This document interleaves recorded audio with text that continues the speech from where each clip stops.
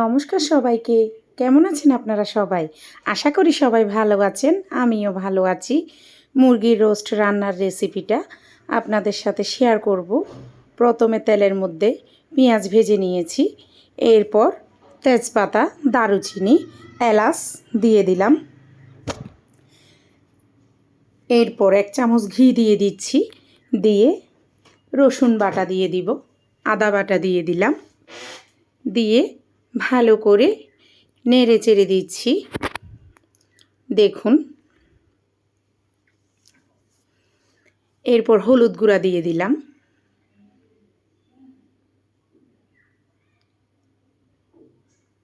চিনি দিয়ে দিব। যেহেতু মুরগির রোস্ট রান্না করছি তাই একটু চিনি দিয়ে দিলাম। একটু পেঁয়াজ বাটা দিয়ে দিলাম।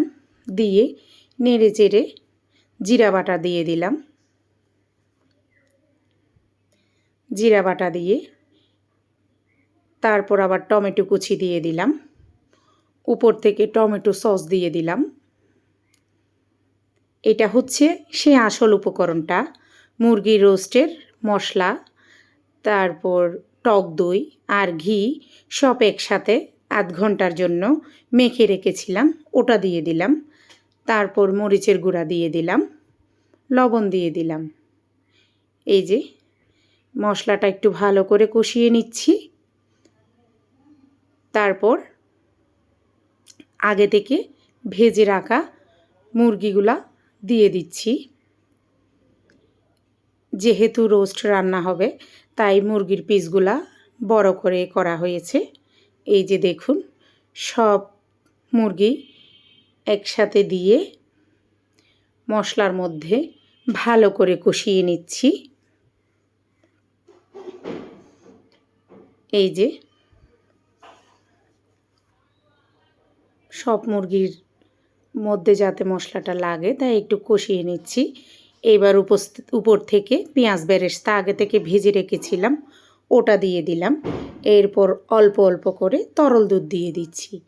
রান্নাটা সম্পূর্ণ তরল দুধের উপরেই হবে, পানি ব্যবহার করব না, যেহেতু মুরগির রোস্ট। এই যে হয়ে আসছে। এবার উপর থেকে পাউডার দুধ দিয়ে দিব। পাউডার দুধ দিলে মুরগির রোস্ট খেতে খুবই টেস্টি হয়। এরপর 1 চামচ ঘি দিয়ে দিব।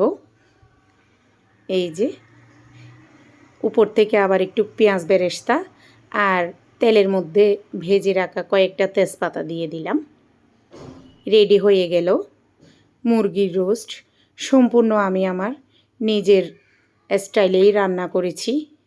রান্নাটা কেমন হয়েছে